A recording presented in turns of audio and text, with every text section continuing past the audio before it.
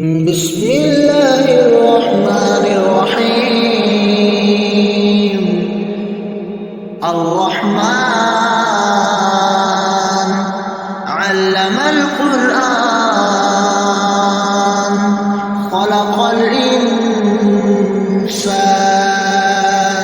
علمه البيان الشمس والقمر بحسبان والنجم والشجر يسجدان والسماء رفعها ووضع الميزان ألا تطغوا في الميزان وأقيموا الوزن بالقسط ولا تخسروا الميزان والأرض وضعها للأنام فيها فاكهة والنخل ذات الأكمام والحب ذو العصف والريحان فبأي آلاء ربكما تكذبان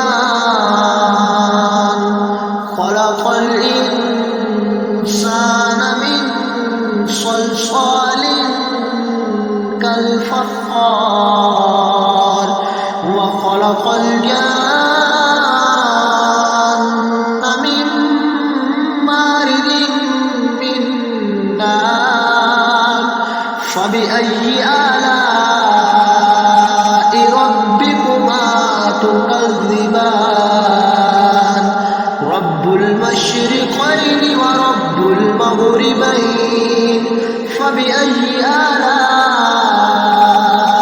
ربكما تكذبان مرج البحرين يلتقيان